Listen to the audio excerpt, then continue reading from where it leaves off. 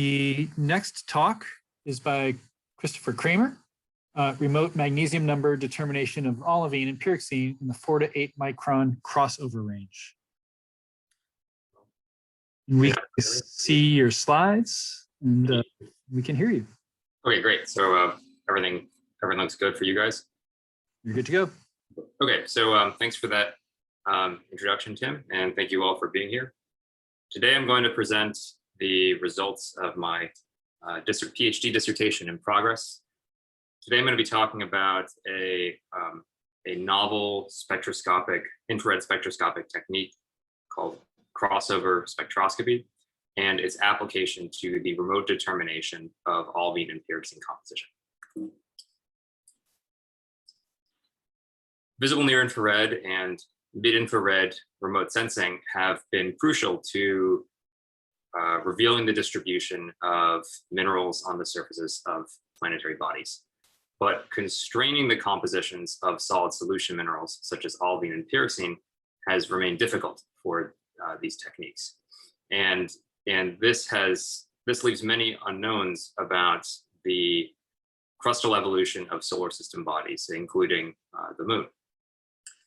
To put it in graphical terms, we're able to identify the presence of minerals such as olivine and pyroxene, but we're not sure what kinds of olivine and pyroxene or where in solid solution space we think these minerals reside.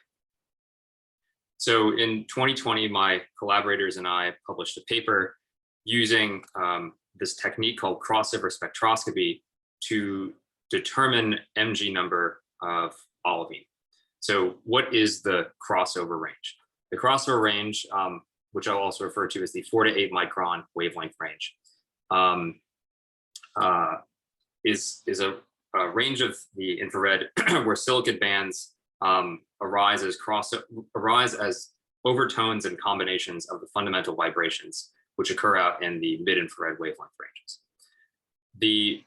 In this wavelength range, bands tend to be stronger for samples with smaller particle sizes, and our group has ongoing work on the influence of space weathering on spectra in this range, on the systematics of mineral mixtures, and the interaction of silicate and H2O bands in this range. So on the left-hand side, we see a plot of reflectance spectra of synthetic olivine with more Mg-rich samples on the top and more iron-rich samples on the bottom. And the dashed lines highlight strong spectral bands at 5.6 and 6 microns. These bands shift systematically to longer wavelengths or lower wave numbers with increasing iron content. And we assembled a large data set of olivine samples that were synthetic in origin and natural in origin, and among the natural samples that had terrestrial and extraterrestrial origins, including 2 Apollo samples.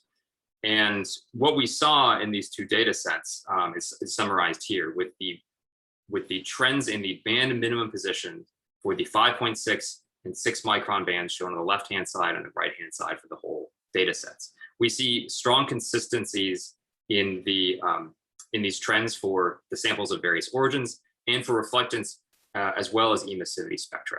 And so the upshot of all this is that in control laboratory conditions, we can determine the Mg number of olivine within plus or minus 5 mole percent using band position alone.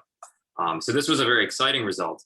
And what we wanted to then ask is, what about pyroxene? As you can just tell graphically, pyroxene is a more complex solid solution.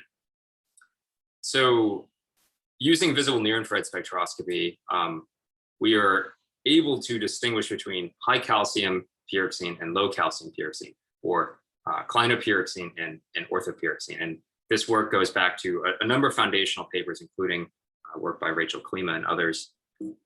Now, while that holds for veneer spectroscopy, telling apart magnesium-rich and iron-rich pyroxenes without a priori knowledge of the calcium composition of pyroxene has proven challenging. And so this seemed like an interesting task for infrared spectra in the 4 to 8 micron range. So what we have done is we've assembled a set of spectra measured over many years by numerous investigators of synthetic and natural samples. Now, these samples are generally pure and well behaved as far as pyroxenes go. They show relatively low degrees of zoning, but some of these do show cationic impurities in ex-solution lamellae. Included in this data set are diogenites and enstatite chondrites, which are relatively well behaved, and we have ongoing work on some of the naughtier pyroxenes, if you will, from such samples as lunar basalts. So in any event, these are the samples we've looked at, and I want to show you some of these spectra, step you through them step by step. So on the left-hand side, we see a plot of reflectance spectra of low calcium pyroxene or orthopyroxenes. And the band that's the most important here is this strong spectral band at approximately 5.1 microns. Now, at the top, we see high Mg samples. At the bottom, we see low Mg samples. And we can see that this spectral band shifts systematically in its position with a decrease in iron composition. Now, in the clinopyroxene samples, we see spectral bands at about 5.05 microns and 5.3 microns. And these spectral bands exhibit the same behavior. Now, we looked at a whole lot of spectra, and I'm going to spare you looking at all the spectra and just show you the results of our work so far. So on this plot, we see a summary of the relationship between band position and band minimum position and Mg number. And so going from left to right, we have the 5 micron band, the 5.1 micron band, and the 5.3 micron band. And for these relatively pure pyroxenes, we are able to use laboratory spectra to determine Mg number within plus or minus 7 to 10 mole percent, which is in agreement with the relationships found by Hamilton for the mid-infrared range. So looking at both the olivines and pyroxenes, we see that crossover spectroscopy has strong promise for determining the Mg number of two of the most common mafic minerals. So now, if we want to think about how we're going to apply this to real rocks, we need to think about systematics of mixtures, and we need to think about space weathering.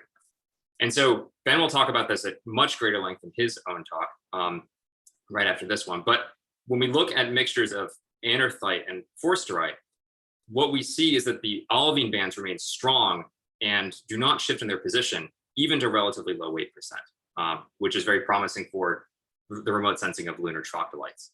And then finally, in our collaboration with Jeff Gillis Davis, what we have found is that experimentally produced nanophase iron shows only a modest effect on the position and strength of the olivine bands in the 4 to 8 micron range. So in any event, I'd like to thank you all for your attention, and I'd like to thank my collaborators and data sources. And as I'm looking for a new job circa May 2022, if you have any interest in working on this new technique with me, I'd be more than happy to hear from you and to talk more. So thank you very much. Great talk. Thank you, Chris.